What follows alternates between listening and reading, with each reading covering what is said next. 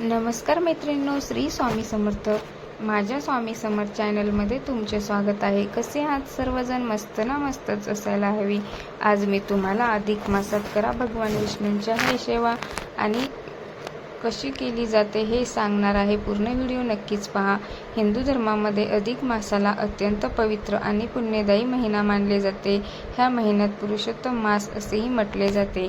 भगवान विष्णूंना हा महिना अत्यंत प्रिय आहे. असे मानले जाते की अधिक मासात केलेली पूजा, जप, दान आणि सेवा अनेक पटीने फळ देते. ह्या काळात भक्तांनी मन, वाचन आणि कर्माने भगवान विष्णूची भक्ती केली तर जीवनातील दुःख, संकटे आणि अडचणी दूर होतात. घरामध्ये सुख, शांती आणि समृद्धी नांदते. पैसा भरपूर प्रमाणात येतो. अधिक मास हा प्रत्येक 3 वर्षांनी येतो आणि हा महिना आत्मशुद्धी, साधना आणि देवभक्तीसाठी सर्वोत्तम काळ मानला जातो. ह्या महिन्यात भगवान विष्णूंच्या काही विशेष सेवा केल्यास त्यांची कृपा लवकर प्राप्त होते. चला तर मग आपण जाणून घेऊया. भगवान विष्णूंचा नामाचा जप करा. अधिक मासात ओम नमो भगवते वासुदेवाय या मंत्राचा जप करणे अत्यंत शुभ मानले जाते. रोज सकाळी स्नान करून शांत मनाने ह्या मंत्राचा जप करावा. शक्य असल्यास 108 वेळा किंवा 11 माळा जप करावा. हा मंत्र मनातील नकारात्मक विचार दूर करतो आणि आत्मविश्वास वाढवतो. भगवान विष्णूच्या नामस्मरणामुळे घरात सकारात्मक ऊर्जा निर्माण होते. विष्णू सहस्त्रनामाचे पठण करा. अधिक मासात विष्णू सहस्त्रनामाचे वाचन करणे खूप पुण्यदायी मानले जाते. महाभारतात भीष्म पितामहांनी युधिष्ठिरास विष्णू सहस्त्रनामाचे महत्त्व सांगितले होते. या स्तोत्राचे पठण केल्याने मानसिक शांती मिळते आणि जीवनातील अडथळे दूर होतात आणि दुःख नाहीसे होतात.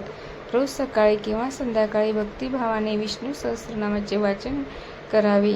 तुळशीची सेवा करा. भगवान विष्णूंना तुळस अत्यंत प्रिय आहे. अधिक मासात रोज तुळशीला पाणी घालावे.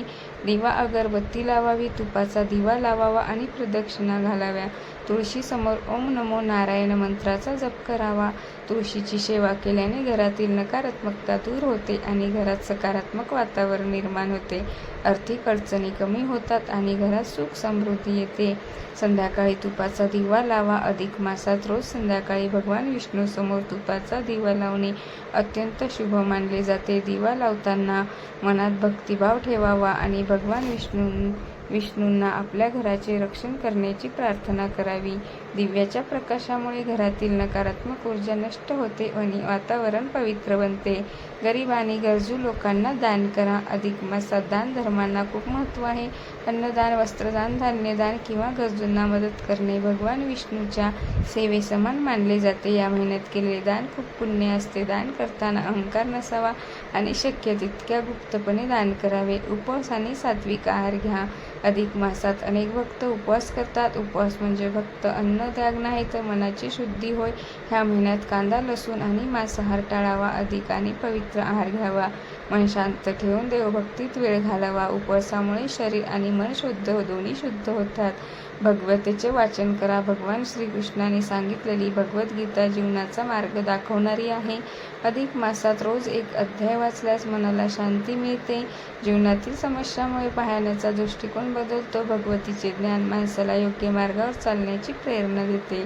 मंदिरात सेवा करा. अधिक मासात मंदिरात जाऊन भगवान विष्णूचे दर्शन घ्यावे. मंदिर स्वच्छ ठेवणे, फुलाची सजावट करणे, भक्तांना पाणी देणे, छोट्या सेवाही मोठे पुण्य देतात. देवाच्या सेवेमुळे मनात समाधान निर्माण होते. एक वेळ गरिबांना अन्नदान करा.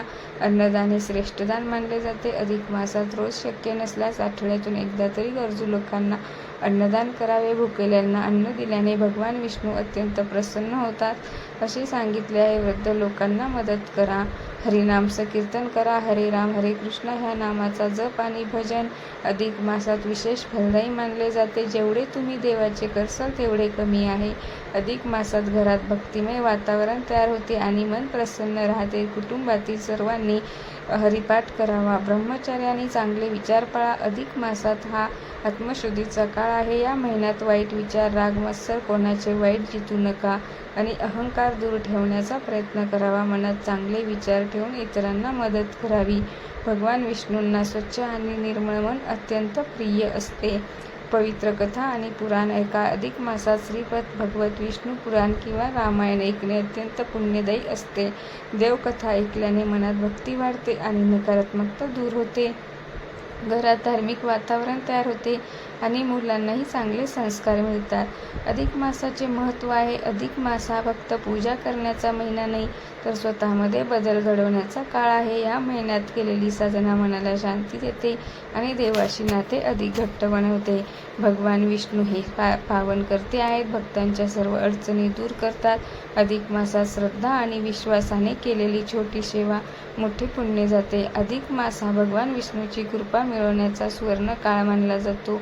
ह्या महिन्यात नाम जप, दान, तुळशी सेवा, अन्नदान, भगवतीचे वाचन केल्यास जीवनात सकारात्मक बदल घडू लागतात. मन शांत राहते, घरात सुख समृद्धी येते, संकटे दूर होतात. भगवान विष्णूंच्या सेवेत स्वतःला अर्पण करा, भक्तिभावाने सेवा करा, नक्कीच पोहोचेल. जर तुम्हाला व्हिडिओ आवडला असेल तर लाईक करा, शेअर करा. धन्यवाद.